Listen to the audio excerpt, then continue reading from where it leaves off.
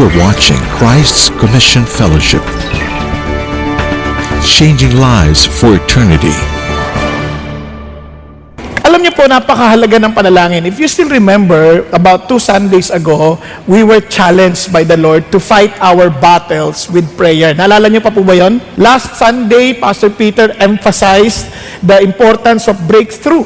And sabi nga natin, unless we repent, wala hong breakthrough. Kaya ho, importante ito kasi most of us, pag sinabi mong breakthrough, something dramatic, dramatic progress had transpired. For example, breakthrough sa medical science, for example, na-discover na nila yung gamot sa cancer. O yan, breakthrough yan. Tama ba? So, ganun din, pag nagkaroon ng breakthrough sa Christian life mo, nagkaroon ng breakthrough, parang something really happened, as in dramatically. Kaya nga ho, praise God, kasi the challenge that we have now in our ministry is to really pray and fast. Kaya nga ang ating series, if you still remember, the profiles of prayer. Di ba? Si Epaphras, the first prayer profile that we studied. Last week, si Pastor Peter emphasized on David. Now about Jesus, the profile of prayer, si Jesus. Si Jesus ang ating titingnan ngayon. Kasi tatandaan ninyo, as we have said earlier, we can never have a victorious nation if the people are losers. This nation can never be great if people themselves are not great. Naintindihan natin? Kasi we want the nation to be great. Pero until we change as an individual and become real winners and not living as losers, hindi magbabago yung bansa. Now, when we say winners, this doesn't mean na yung winners na to, yung they never fail. Hindi totoo yan because everybody fails. The only difference that the winners, when they fall, they rise up again. Nakuha niyo, sabi ng Bible, when a righteous man falls 7 times, he rises up 7 times. Kaya nga, ang real winners, they are not victims mentality. Wala silang ganon. Ang mga victims mentality, kawawa naman kami, inaapi kami, buhang ganito na lang talaga kami, mahirap na kami pinanganak. Alam nyo, hindi, huwag ganon. Tayo na yun if we don't know how to live. Kaya nga marami akong kilala, muse na, bata, muse. Pagtanda, hindi marunong magdala ng buhay. Dinala lahat ng problema. Pati sa mata, nilagyan niya, kaya nagkaroon ng eye bag, di ba? Pati sa likod, nilagyan, kaya nakakuba. Kasi bakit? Dinala yung problema eh. Pero alam nyo, if you are not a victim person, parang you don't have that victim mentality, panalo ka palagi, now you have all the reason to smile. God wants us to be victorious. God wants us to be more than conquerors. And that's what we are. Sabi ng Bible, no, in all these things, we are more than conquerors through Him who loved us. You are the answer to this country. We need not to allow ourselves to be victims for the rest of our lives.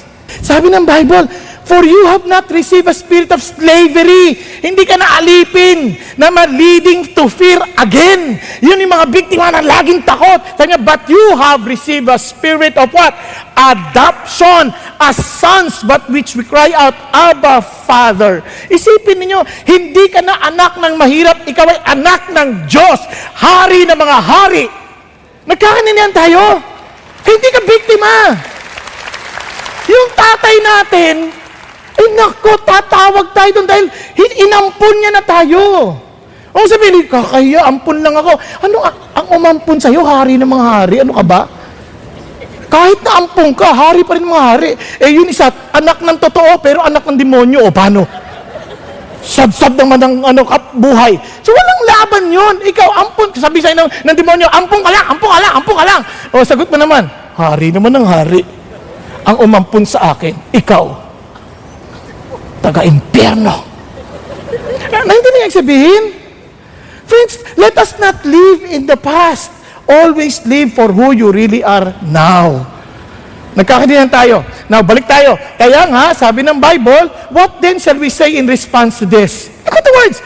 If God is for us, who can be against us? Panalo. Amen po? And you know why? Listen. 32. He who did not spare his own son but gave him up for us all, how will he not also along with him graciously give us all things? Kung binigay ng Diyos yung totoong pinakabagay na importante sa atin, ang ating kaligtasan, dahil wala na tayong ibang pag-asa kundi si Jesus. Kung sinolve ni God yung ating pinakamatinding problema, yung bagay na mabuti pa sa'yo, palagay mo, ipagkakait niya pa? Hindi na. Nagkakaintindihan? Para sabi ng Lord, binayaran ko na yung utang mong hindi mo kayang bayaran. Tapos hihingi ka lang sa akin ng pagkain, hindi ko pa ibibigay. Ano ka ba? Ano ba yun? Ano ba experience? Lord, nahiya ako kasi binigyan mo na ako ng bahay.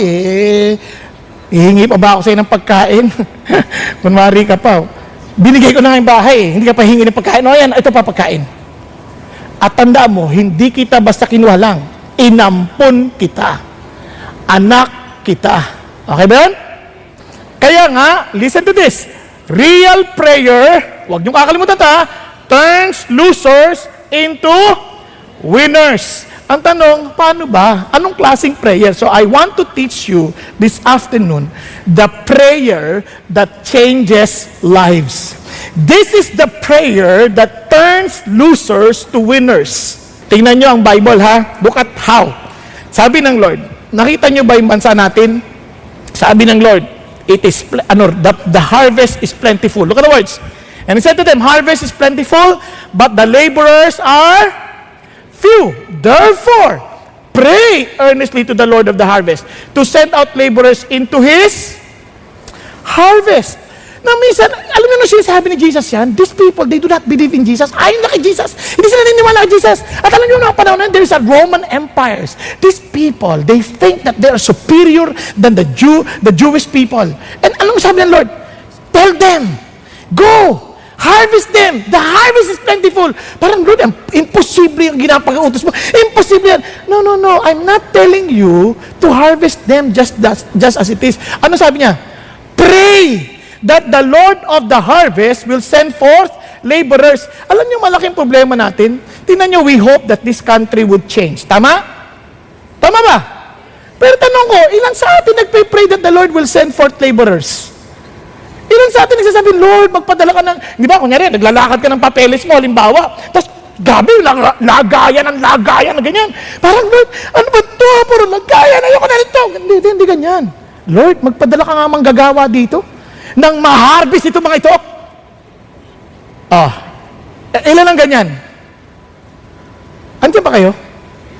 Nauuna reklamo sa atin Sa totoo lang, nagtatraffic na ganyan, no? Tapos, tinisilip mo yung mga may nanghuli. Naku, ano kayo ginagawa? Nag-uusap. Naku, naglalagayan yan! Huwag ganon. Lord, send forth laborer naman dun, para hindi naman, ganon, pag-pray mo, kasi harvest yan Okay pa? Nagkakaroon yan? Ang problema, hindi tayo nagpe-pray. Etong ganda. Sabi ng Lord, ulitin ko prayer changes lives. Tama? And the change begins in us. Bakit ka mo? Di ba? Sabi ng Lord, you pray Siguro habang nakikinig sila, napapray na, Lord, send forth laborers. Di ba, minsan ganun din tayo, di ba? Pag kami narinig tayo, na-challenge, Lord, habang nakikinig kayo, Lord, pinag-pray natin kagad. Tama? Tama ba? Tingnan nyo, right after nun, ano sabi niya? Verse 3, go your way. Behold, I am sending you out as lambs in the midst of wolves. Biglang binahag silang Lord. Kanina, petitioner ka lang. Now, I'm sending you as my laborer. Nakuha niyo? Now, I'm sending you as my laborer. Ganon ang change ng prayer. Sabi ng Lord, ikaw ang humingi. Ngayon, ikaw mismo, gagamitin ko. Hindi natin ma-imagine. Ako? Gagamitin mo naman. Imposible. Relax ka lang. Lord, hindi ako mabuting tao. Alam ko. Gagamitin ka ta. Tingnan mo mga ginagamit ng Diyos sa Bible. Nakakamangha. Si Noah, lasing. Naging lasing din Hindi ko sinabi, lagi siyang lasing Minsan lang. Si David, murderer. Adulterer pa. Ginamit pa rin ng Diyos. Si Moses, naka-murderer din. Si Paul, religious terrorist. Nalala niyo, tinatakot niya lahat. Ang pinakamatindi si Lazarus. Patay. Ginamit ng Lord. Tingnan mo yung katabi mo. Mukhang patay na yan. Pero sabihin mo, gagamitin ka ni Lord. Di ba? Walang imposible. kasi mukha lang naman patayan, hindi man patayan, no? Tiyakin mo lang. Baka mamaya may emergency na, ha?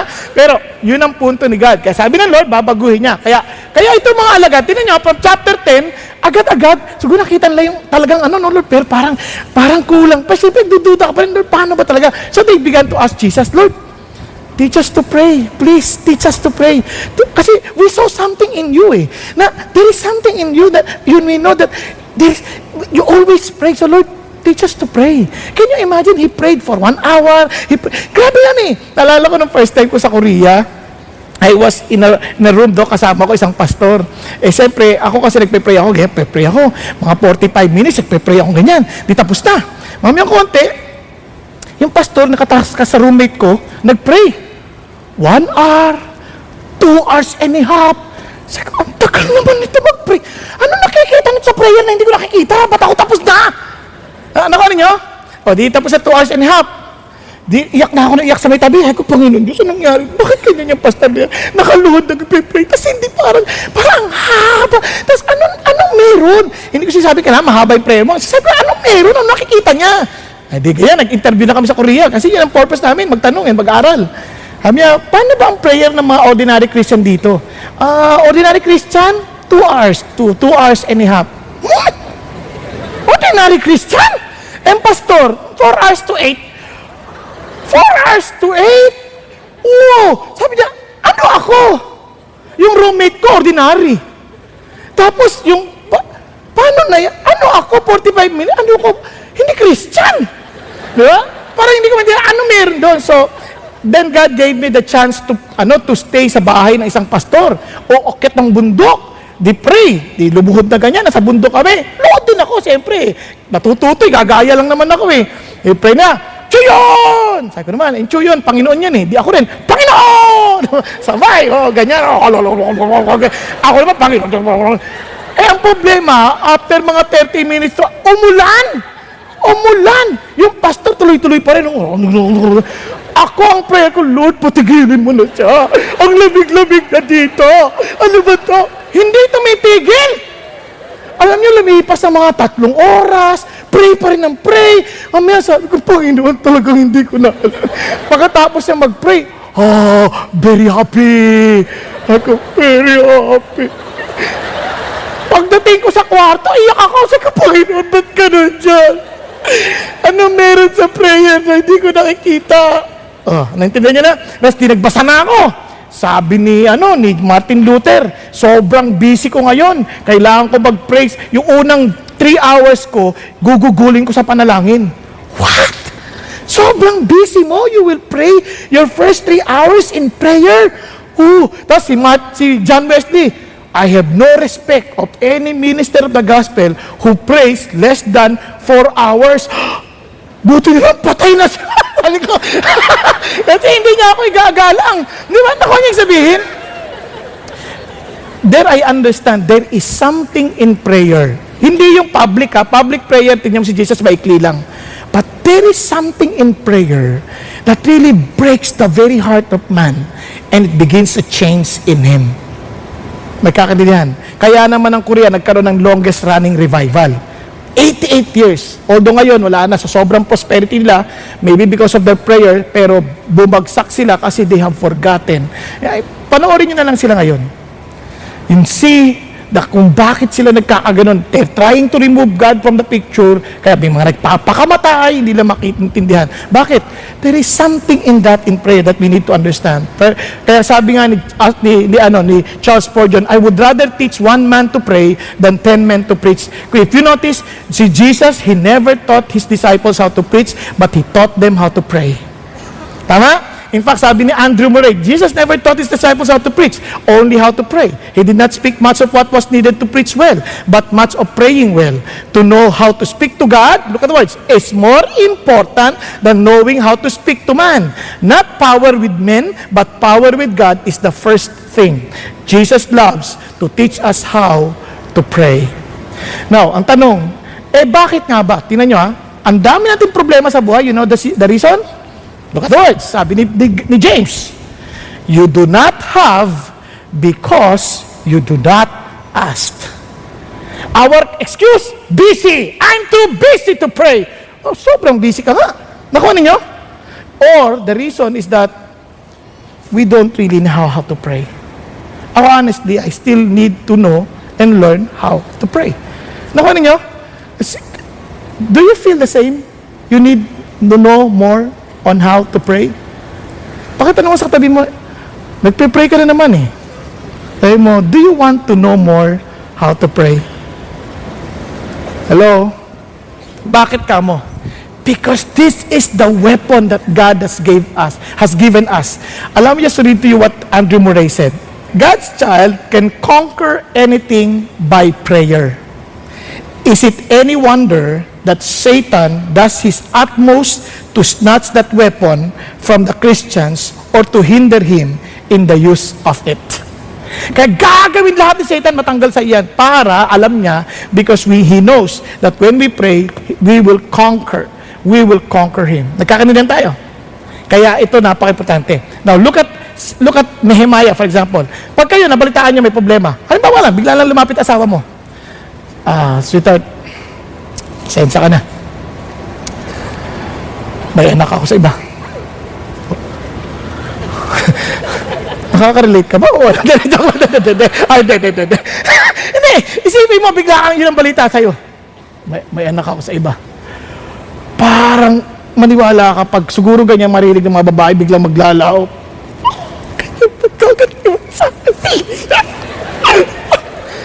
Hindi mo alam kung ano tatama sa'yo. Basta tatamaan ka lang. Nagkakaintindihan? O kaya naman anak mo, lalapit sa'yo. Pa, ma, mas iyak na lang. Ano yan? Kami, buntis ako. Hindi ko alam kung ano magiging reaction mo. Unika-iha mo yan eh. Iba usapan dyan. Nakuha nyo? Baka magwala kang di maintindihan.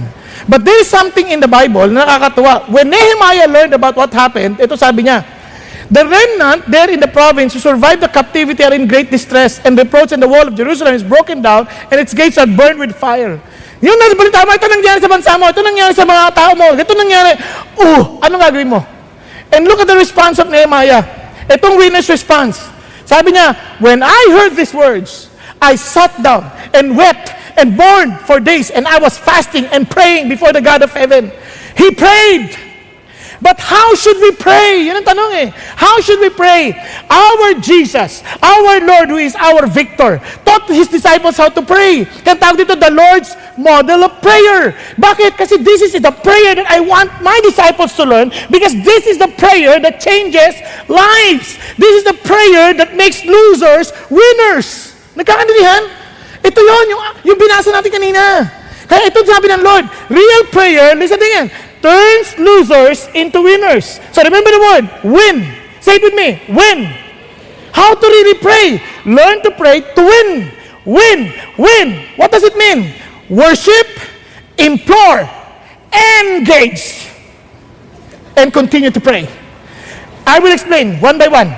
Sa Bible, when we come to God in prayer, oftentimes, ito problema natin. It always starts with us. Lagi natin isip, magpe-pray ako kasi may problema ako. Magpe-pray ako kasi meron akong dapat harapin. Magpe-pray ako kasi ako. Laging tayo nagsisimula sa sarili natin. Real prayer is not only when you have a need or hindi. Real prayer starts with worship. Tingnan ninyo sabi ng Bible, when you pray, it is something that you should do, because if you are not trusting the Lord, if you are not worshiping God, if you are not submitted to God, He will never pray. But when you pray, meaning you really want to talk because you believe that God exists. Tama ba? Because prayer is an expression of faith. Kasi paano ka magpe-pray kung hindi ka naniniwala may Diyos? Kung hindi ka naniniwala may Diyos, ba't ka magpe-pray? Kaya ka nagpe-pray kasi naniniwala ka na may Diyos na nakikinig sa'yo. Dahil naniniwala ka, sumasamba ka sa isang Diyos na pinaniniwalaan mo that He exists and powerful enough to listen and answer your prayers. Pero may problema, sabi niya, when you pray, you are not to be like the hypocrites, for they love to stand and pray in the synagogues and in the street corners so that they may be seen by men. Truly I say to you, they have the reward in full. Ang problema ng mga tao, when they think of prayer, they think always of themselves. Subukan nyo lang. Sabi mo, uy, ikaw mag-pray. Hindi ako marunong eh. Nakatingin ka sa sarili mo, bakit? Hindi naman tungkol sa ito eh. Kaya sila noon, nagpe-pray sila 3 times a day, at pag nagpe-pray sila, doon sila sa synagogue, talaga, in the street corners, para mag-pray, para makita ng tao, wow, he is very prayerful. This is not about us. Alam nyo, ganun tayo eh. Minsan, ang sinasamba natin sa sarili natin, we want to exalt ourselves. We want to tell the world, this is the kind of person I am, that we are not. Prayer is not us. Hindi to religiosity, trying to tell people, look at me, I'm so religious. God is not after your religiosity. He's after the reality that you have with God. That you know that I am here to talk and worship my God. Whether you see me or not, this is not about me. It is my God. He deserves all glory. He deserves all my attention. He deserves my time. Nakuha natin? Katina nyo. Sabi niya, but you, when you pray, go into your inner room, close your door, and pray to your Father. It is not the closing of the door, it is not the room, it is the prayer to the Father who is in secret. And your Father who sees what is done in secret will reward you. It's between you and me, Lord. Paglapit mo sa Diyos sa panalangin, kahit public pa yan o ano, God is not against public prayer. Iba, bawal mag-pray. May mga public prayers din. But the question is this, Lord, paglapit ko dito, tayong dalawa lang to. Hindi na tong katabi ko, wala akong pakialam dito. Tayong dalawa nag-uusap dito. Naku ninyo, minsan kasi pa nagpe-pray tayo eh. Panginoon, baka ano ko sabihin ng tatay ko nandito tabi ko eh. Hindi, wala na yun. Lord, tulungan mo ako, tayong dalawa nag-uusap dito. Hindi ho sila eh, tayong dalawa. Kaya alam niyo, walang nangyayari sa mga panalangin natin, hindi tayo nagbabago. Kasi ang dami natin iniisip, masyado tayong, concern sa maraming bagay. This is not about what they want, it is not about what they like, it is between you and me. Yan ang sinasabi ni God. Kasi worship mo to sa Diyos eh. Kasi kahit sumama ka na mag-worship ka with the public, alam naman ni God eh, kung ano talaga kalalagayan ng puso natin. Kasi He sees us in secret. In the secret chamber of our hearts. He sees us. Kaya kahit ang taas-taas ang kamay natin ganyan, He sees us. Kaya nga pagtaas, it's between you and me. Kaya nga minsan, paluluhurin ka ng Diyos eh. Naalala ko yan, ang duduno nung dinededicate yung lupa na to. Kasi ayoko nung una eh. Ayoko na yan kasi building na naman eh. Sabi ng Lord, hindi mo to, building ko to. Agano ka? Lumuhod ka. Putik eh. Sabi anong putik? Lumuhod ka. Lord, kakaya ako lang luluhod. Hindi. It's between you and me. Luhod ako. Magluhod kong ganyan. Iyak ako na iyak, sabi niya. Ibigay mo yung inipon mo. Sa building na to. Talagang iiyak na ako. God naman eh. Kung talaga ikaw ito nagsasalta sa akin, pagtawag ko sa asawa ko, sasabihin mo sa kanya, pag nagtanong siya ng bakit, hindi ikaw ito ha? Kasi asawa ko, pag sabi ko, sabi daw ni Lord, bigyan daw ito. Bakit? Ganun yun eh. Sabi niya, basta pag ito, tayong dalawa lang usap dito, Lord. Sabi mo sa kanya, wala nakakarinig. Sige. Tawag ako, sweetheart. Sabi ni Lord, bigay daw natin, inipon natin na ganito. Okay, ano mas ko dadalhin? Bakit hindi ka nagbabakit? Bakit? Ako nagbakit eh. Kasi it's between you and the Lord. Nobody knew about it. Walang nakakalam. Ngayon ko na lang kunento sa inyo dito kasi matagal ito eh. Hindi pa gawa yung building. But the Lord rewarded us because it was me and the Lord. Nagkakanina, I cannot tell you how we were rewarded, pero it was done. It was done. Kaya hindi ito para magpa-impress. Wow, look at what I did. I prayed, I gave. Walang ganon. Di ba meron pa mga ganon, magpa-pray, naalala ko yung bata eh. Panginoon, pengin bisikleta! Sigaw eh. Sabi ng nanay, anak, hindi naman bingi si Lord, di mo na kailangan sigaw. Oo, pero bingi si Lola eh. Si Lola pala yung hinihingan. May mga ganun tao eh. May naghihingi, Panginoon, pengin pera. Yung kasabi. Hindi, it's you between you and the Lord. Wala kang pakialam dyan. Dito tayo mag-usap. Nagkakaintindihan tayo? Ayan, yan ang sinasabi ni God. And can you imagine, sabi ng Lord, kaya nga, hindi nga nadadaan sa salita yan eh. Sabi niya, praying, do not use meaningless repetition. Hindi nadadaan yan dyan. Kasi it's between you and the Lord. Hindi against si Lord sa repetition ha, hindi against. Kasi bagay si Jesus, tinan mo, sabi ni Jesus, Lord, if possible, let this cup pass by me. Not my will, but thy will be done. And he did that 3 times. He was repeatingly, pero it was him and the Lord. Lord, if possible. Inuli-ulit na. Kasi minsan kailangan mo ulitin. Kasi hindi bumabaon sa loob mo eh. Nakuha nyo? But it wasn't meaningless. Yung iba, kahit na hindi mo inuulit, kung meaningless din naman, wala rin. Ang ibig sabihin ng meaningless, hindi mo talaga dinidibdib at hindi mo talaga iniisip yung sinasabi mo. Kasi nakarinig na akong ganyan eh. Bino mo ang pangalan ng pastor, halimbawa lang, ang pangalan ng pastor si Pastor Peter, halimbawa lang ha. Sa bilis ng panalangin, Panginoon, pinapanalangin kita sa pangalan ng Pastor Peter, kaya Panginoon Diyos. Ha? Si Pastor Peter lang pinagpipray. Ano mo? Sa halip ng pangalan ng Panginoong Jesucristo, pangalan ni Pastor Peter. Sabi ko, yung minsan di niya iniisip yung sinasabi, bilis-bilis nagtata. Huwag ganun. You mean every word of it. Nagkakaintindihan? Tuloy tayo. Kaya nga, sabi ng Lord, it's not about the many words, kasi the issue here is this. Sabi ng Lord, I know what you need before you ask Him. Alam ko naman eh. Kaya it's now a time for you and me. You come and worship. Eh Lord, ba't kailangan ko pa humingi? Eh, alam mo naman. Kasi it's not that I do not know your need. You do not know your need. Ulitin ka. Hindi dahil hindi alam ng Diyos yung pangailangan mo, kundi hindi mo alam yung pangailangan mo. I want you to know your need. Kaya minsan yung hinihingi mo, doon mo lang malalaman na mali pala yung hinihingi mo kasi nung nag-uusap na kayo ng Diyos, biglang, oo nga, mali pala itong nire-request ko. Ano, intindihan natin?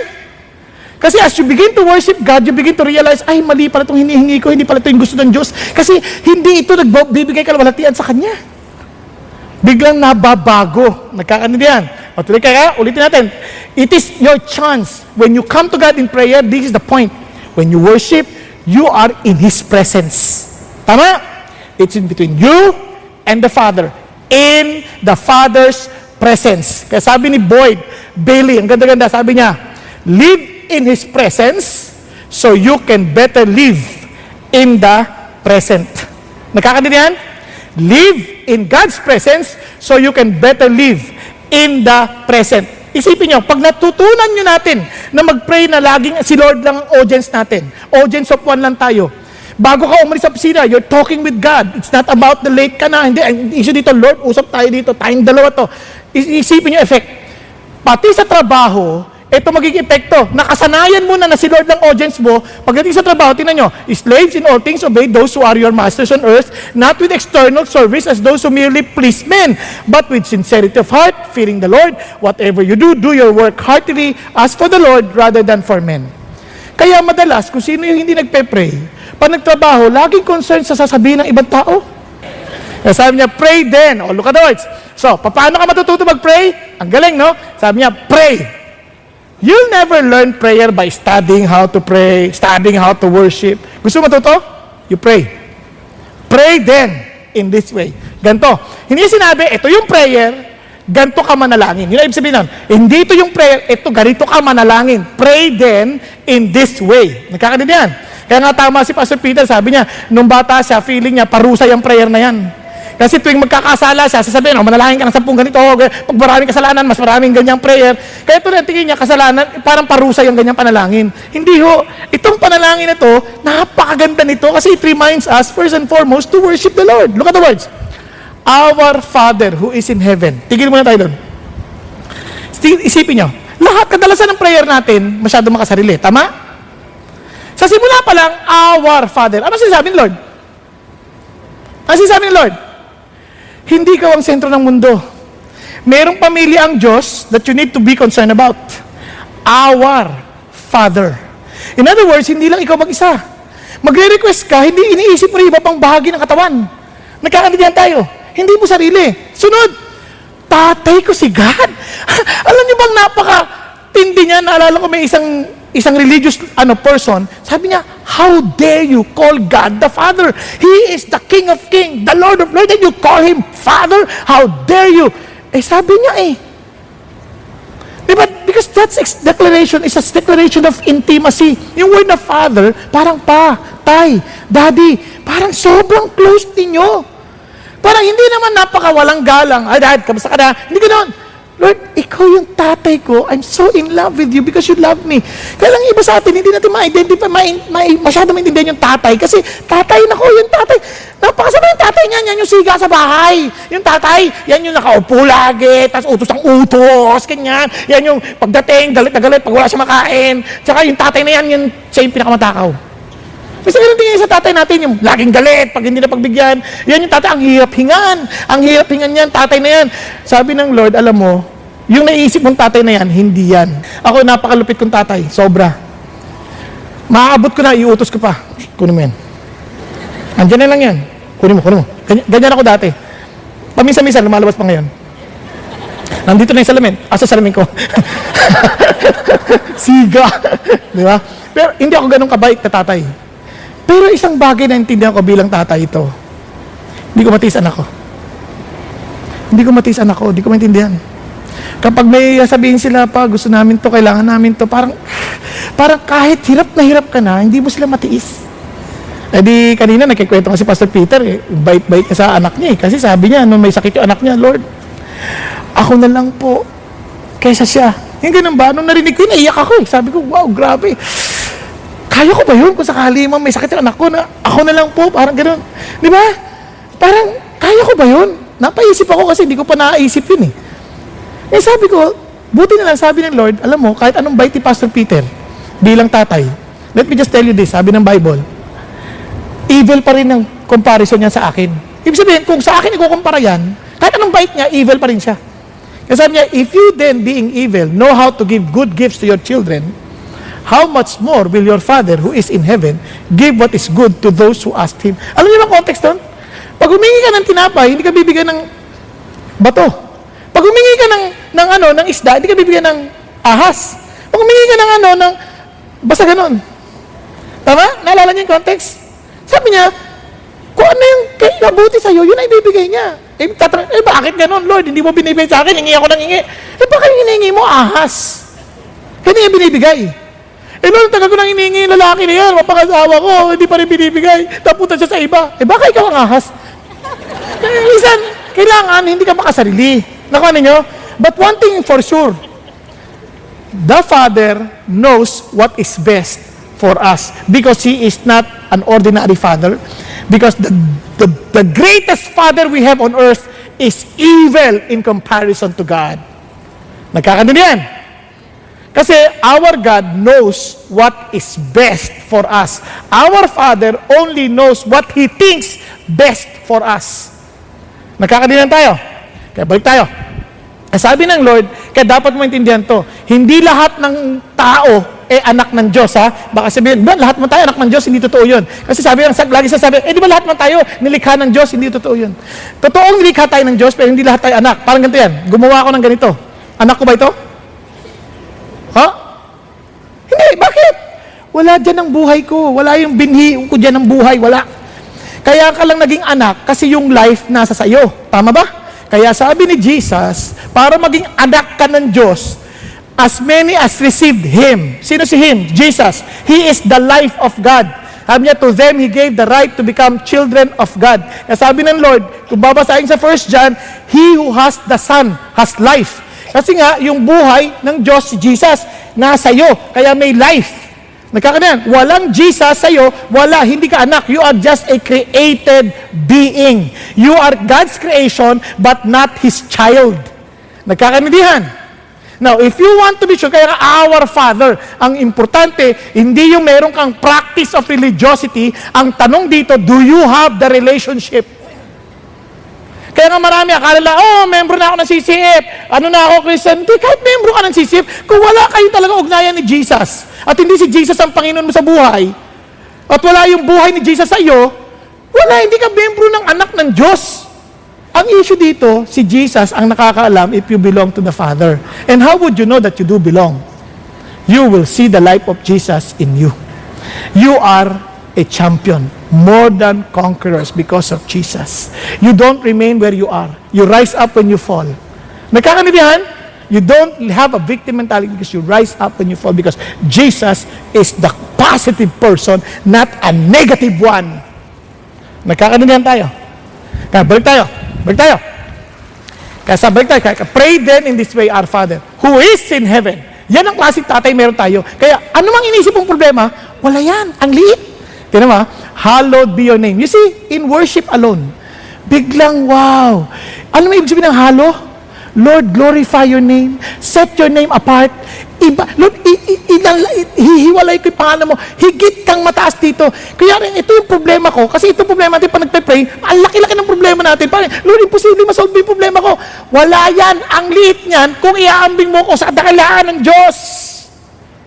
Kaya nga, inuuna ang Diyos pag nag-worship ka, pag nagpe-pray ka, inuuna mo si God para maintindihan mo, wala tong problema ko.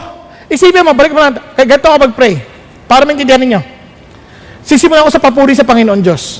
Kahit anong problema ko, magpupuri ako sa Panginoon. Kakantahan ko si God, magpupuri ako sa Panginoon. Sisimulan ko sa Genesis. Ewan ko kung matatapos pa kayo. Pag simulan ko sa Genesis, Panginoon, kayo po ang may likha ng langit at lupa.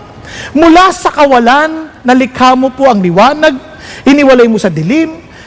Biglang, ano pinaproblema kong dilim sa buhay ko na to? Liwanag! Mula sa kawalan, naglikha ang Diyos. Ano pa pinaproblema ko? Nakuha ninyo?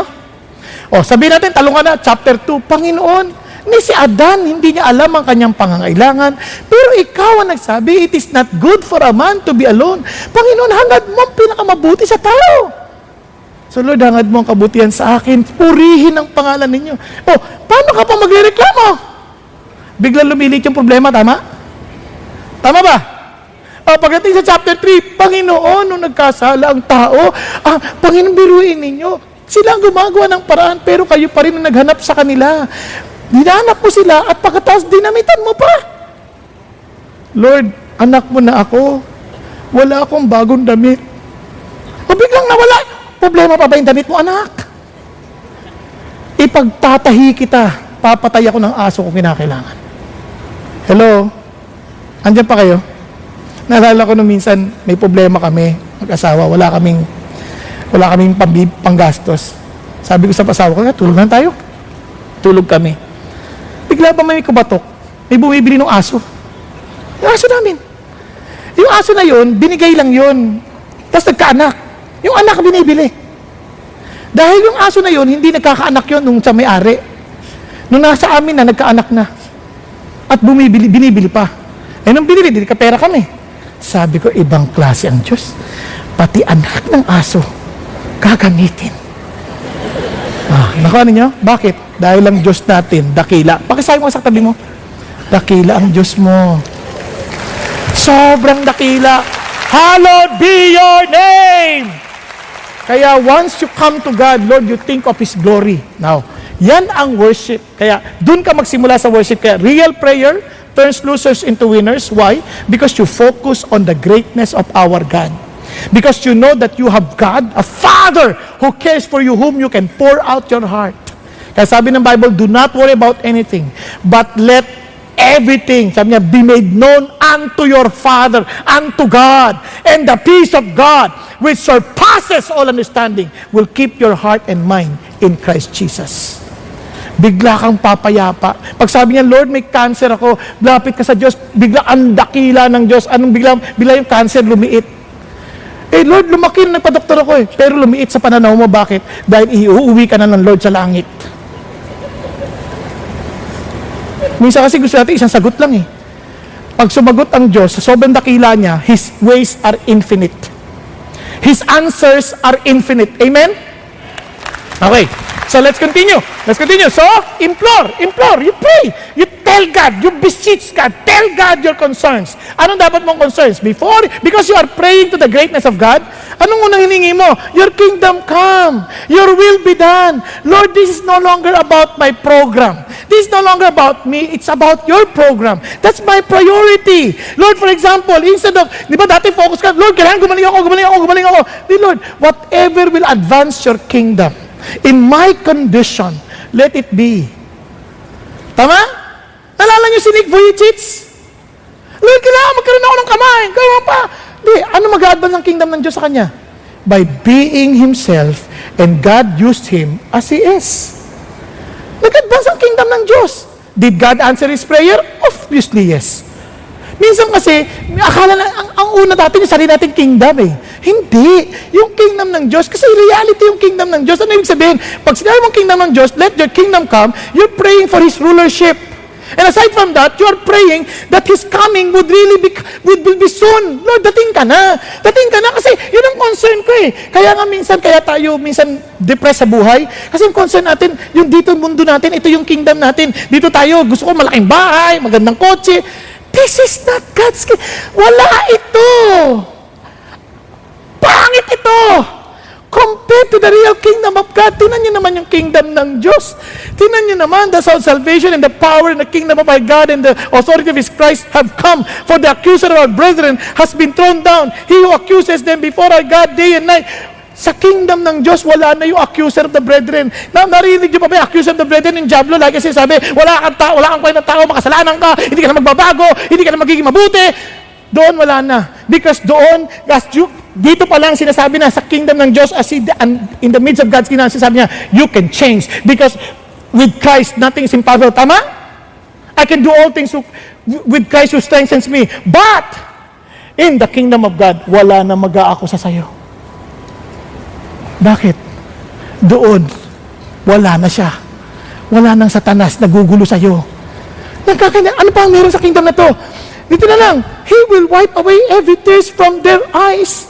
There will no longer be any death. Oh, hindi ka naiiyak. Dito, anong kingdom natin? Kahit anong ganda ng ating mga blessing, bukas makalawa may mamamatay. Di ba? Bukas makalawa may mawawala ng trabaho. Eh, sabi nga no, there will no longer any mourning or crying or pain. Woo! Alam nyo, itong pagtanda natin, sa totoo lang, dati pagtatayo ka, tayo ka lang. Ngayon, parang pagtayo, ay, ang sakit yung hindi ka maintindihan. Dati, parang wala, hindi ka napapagod, o laro ka ng laro, hindi ka napapagod. Ngayon, hindi ka pa naglalaro, pagod ka na. Pero sabi ng Lord, in my kingdom, when that kingdom comes, no more pain. Pag hindi ka pa magbadali, Lord. Pero magtataka ka, maraming tao, hirap na dito, hindi pa rin pinagpipray yung kingdom come. Ang prayer, Lord, pahabain niyo pong buhay ko kahit na hirap na ako. Lord, kung pwede lang, Lord. Pag-pray na natin, let thy kingdom come. Okay po? Yung iba nagtatalo-talo kung sino dapat ang presidente. Hindi yan ang concern natin. Yung kingdom ni God, unahin natin. Okay ba yan? Oh, yeah. Behold, I'm making all things new. I am the Alpha and the Omega. What a beautiful kingdom that God has telling us to pray about. Let us pray always the advancement of God's kingdom. Ito pang ganda. Tuloy tayo. Your will be done. Aba, may kalooban pala ang Diyos. Kaya nga, pag pray mo ng ganun, gusto mo talaga, Lord, ano yung kalooban mo? Kaya, in other words, sa atin, kaya nga sabi ng Bible, if you abide in me and my words abide in you, my will abide in you, ask whatever you wish. It shall be given you. Tama? Kaya minsan din natin hindi ganun ka-confident mag-pray na hindi natin narinig yung will ng Lord eh. Hindi natin alam yung kalooban ng Diyos. Hindi tayo nagbabasa ng Bible. Ito, challenge ito ng mula pa sa umaga. Sina-challenge tayo lagi.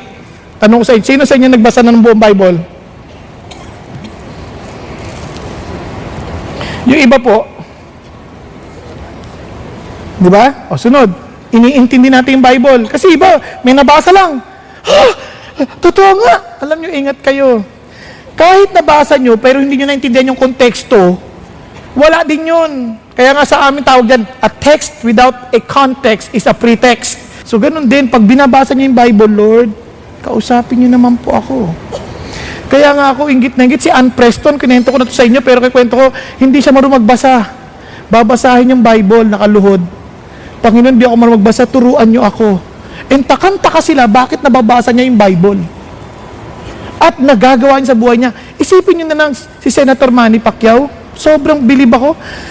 Minememorize yung Bible, minememorize yung mga sinabi ni Jesus, hindi isang verse, chapters! Sabi ko, ibang klase naman to. Kaya naman yung bulusok yung pag-angat niya sa Diyos eh. Kasi sa kanya, hindi, pinememorize eh. Tayo ho. Thy will be done. Okay, anak. Ano ba yung kalooban ko? Malay. Basta, yan let your will. Bahala ka na. baka hindi mo naintindihan hinihingi mo. Nakuha niya sabihin? Kaya nga sabi ni Jesus, si Jesus na yan, Lord, remove this cup, pero not my will, but your will be done. Yung kingdom mo pa rin kasi if I will not die in this way, your kingdom will never advance. And your will has to be done because your kingdom come. Nagkakaintindihan tayo? Now, bakit importante yan?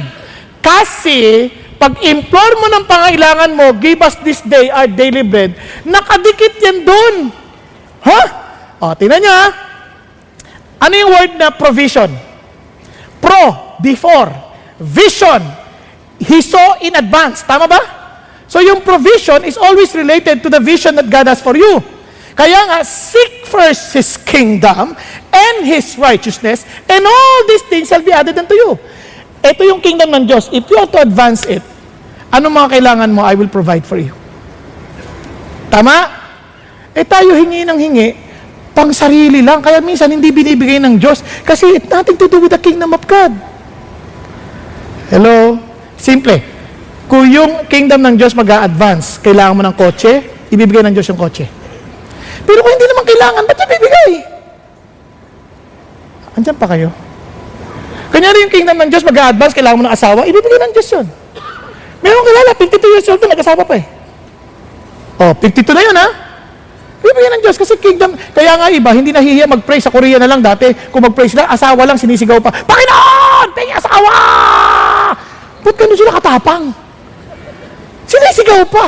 Kasi hindi sila nahihiya. Dahil kung ito'y para sa kaharian ng Diyos, bigyan mo ako ng asawa. Grabe no? Sa atin, Panginoon, may asawa. Bakit? Kakaya ba? Akala naghahanap. Alam nyo, kung kalooban ng Diyos, hindi nakakayang himingi. Nagkakaintindihan? Hindi mo naman pinarinig sa iba tabi. Kunyari, di ka asawa. Kasi gusto mo. Wala naman ganun eh. Ang isip mo, it's between you and me. Kunyari, Lord, pahabain yung buhay ko kasi meron pa akong gagawin. Hindi pa tayo tapos eh. Pahabain yung buhay ko. Lord, kasi ganito, kaya hindi ka nahihiyang humingi. Kasi bakit? Alam mo ang kalooban ni God. Okay ba yan? Hello? Now, let's continue. Kaya nga, daily bread, hindi mo kailangan advance kasi hindi ka dapat matakot kasi may kingdom naman siya eh. Alam niya yung timing. Ang problema lang, Lord, nahiya ako kasi dahil kong pagkakamali. Kaya ang ganda ng karugtong, forgive us our debts. Di ba? As we also forgiven our debtors. Kasi minsan, hindi tayo confident kasi, Lord, kamali ako eh. Dami kong kasalanan sa iyo. Paano naman makakahingi? Sabi ni Lord, then I'm telling you to ask for forgiveness. I will not tell you to ask for forgiveness in prayer if I will not forgive you. Hello? Tingnan mo, saan ka tatakbo? Wala kayong matatakbuhan, ako lang. Tatay mo ako. Ako, ang anak ko, nagkasala sa akin. Alam nga naman, paghingi ng tawad, tumigil ka, hindi ko ito patatawarin. Kahit, wala ka nang wala. Alam mo, tatay is tatay, anak is still anak. Yung relationship, hindi mo pa rin may tatanggi. Nakuha ninyo?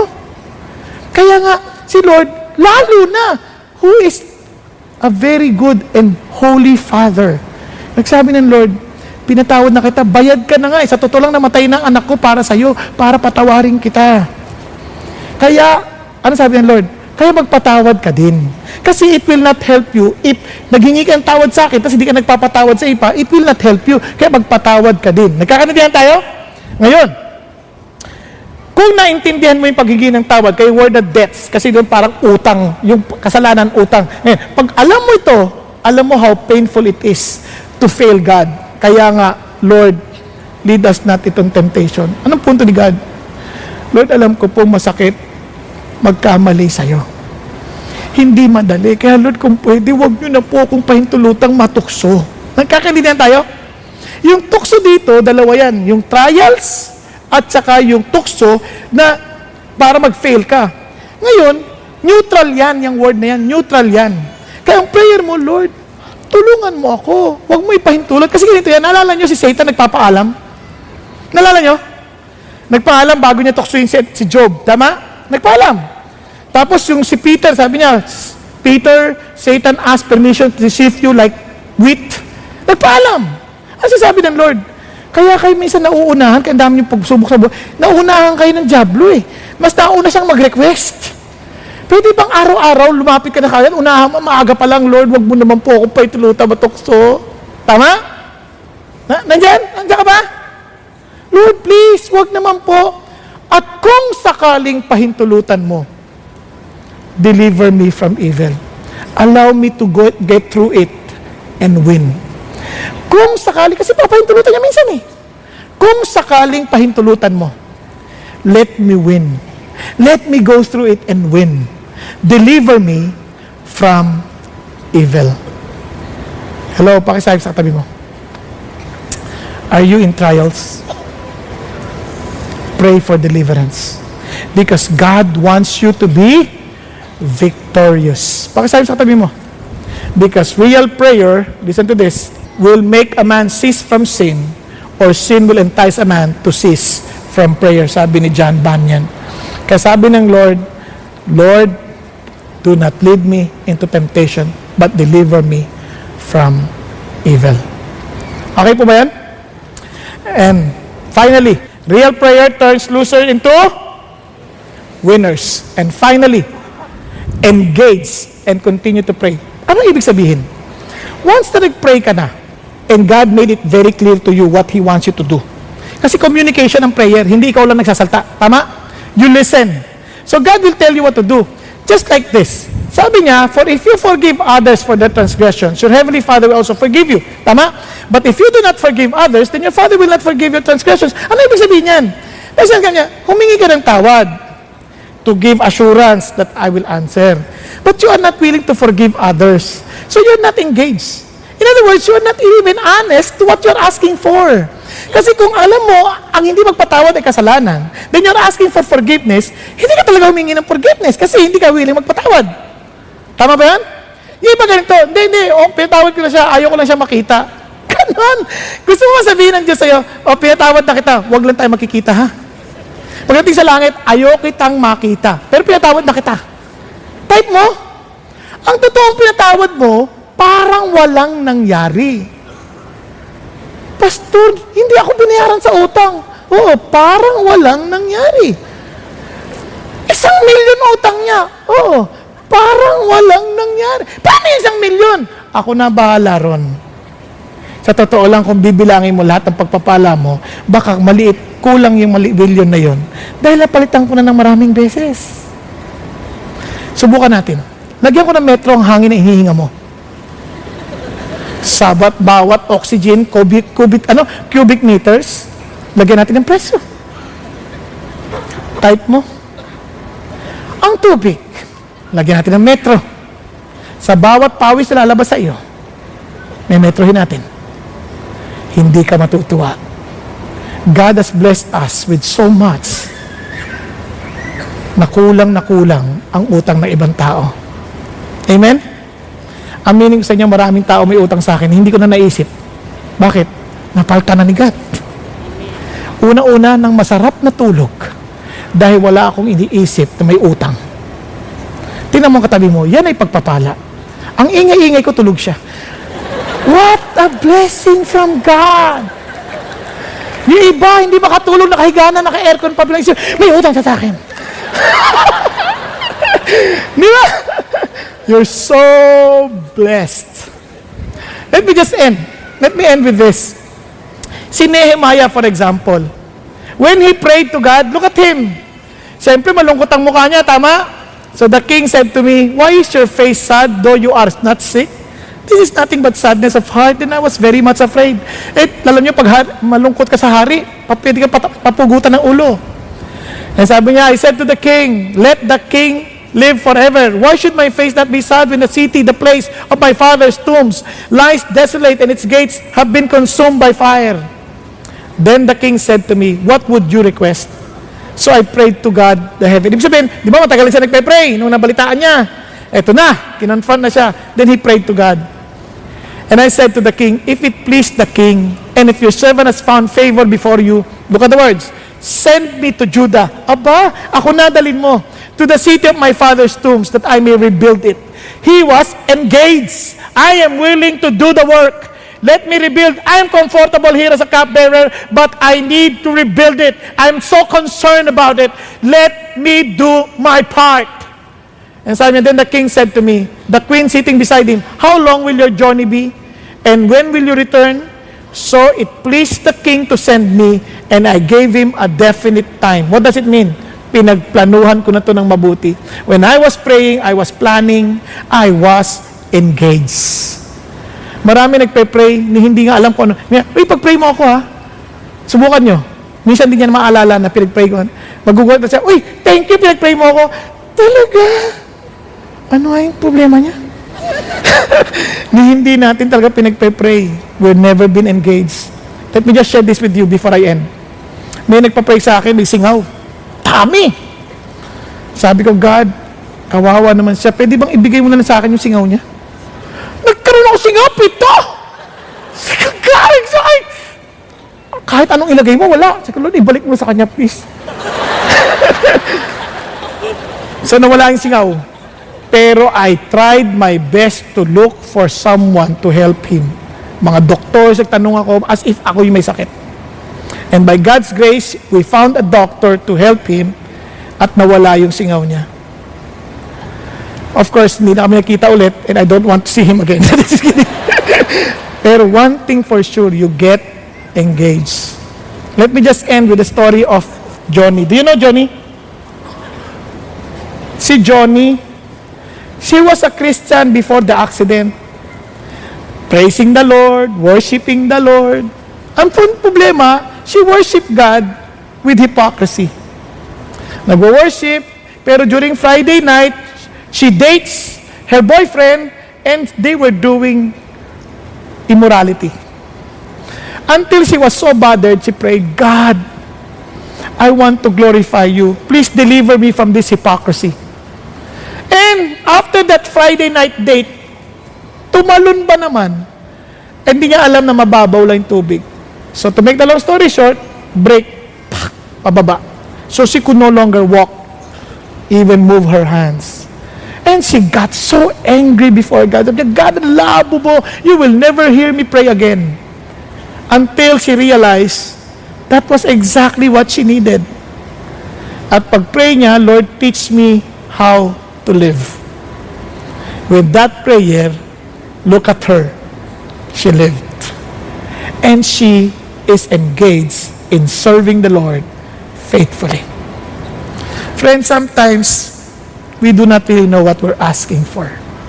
But one thing for sure, if we're serious, real prayer changes lives. Because real prayer worship the Lord.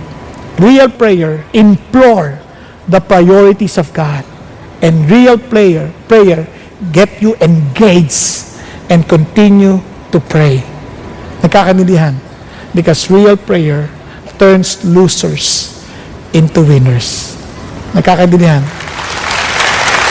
That prayer changes lives. Tayo pong lahat ay yumuko at pumikip. Mga kapatid, ang tanong lang talaga dito ngayon ay ito. Are you really a child of God? Do you really worship the Lord? Sometimes we're so interested in imploring. As in, crying out before God to supply us what we want. But we don't understand what He wants because we don't really worship Him. Friends, real worship submits to His Lordship. Is Jesus really your Lord? Have you really accepted Him as your Lord and Savior that gives life to you? Life that will bring change and transformation in you. That will teach you to pray the prayer that changes lives. It is a prayer that will turn losers to winners. If you haven't given your life to Jesus yet, don't wait for tomorrow. Now is the time. Tell Him, Lord, I need you. Tell Him, Lord, I don't know whether I'm really related to you. Lord, I may be religious, but I need you. Come into my life. I receive you as my Lord and my Savior. I want to follow you. And I submit myself to you that I may worship you, that I may be one with you, that I can implore your priorities in my life, that I may get engaged to where you are engaged with. Lord Jesus, take me. I'm yours. Thank you, Jesus. Thank you, Lord. If you pray that with all of your heart, the Lord hears your prayer. The Lord answered your prayer. Start walking with Him. Thank you. Father God, I thank you that you know everyone in this room. You know who really prayed. And even for those who are watching us in the internet and also would be watching us through video, I pray, Lord God Almighty, to really speak to their hearts too. That they will not just pray, but they will really pray that turns losers into winners. Prayer that changes lives. Prayer that worship you. Prayer that implore, Father God, before you, your priorities. That, Father God, that everything we need, everything we desire, Father God, even our relationship with you will keep on growing because we are here to advance your kingdom. We are here to do your will. And Lord, thank you that you will not just listen to our prayers, you will be at work in us that we may be engaged to whatever plans, whatever programs you have for us. Thank you, Lord. We submit ourselves to you. In Jesus' name we pray. Amen, amen, and amen. God bless you and good afternoon. Connect with CCF through the following websites: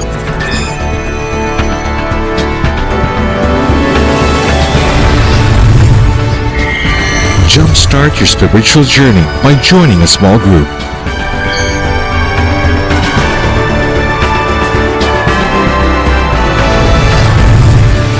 We are so blessed you were able to join us today. God bless and see you next time.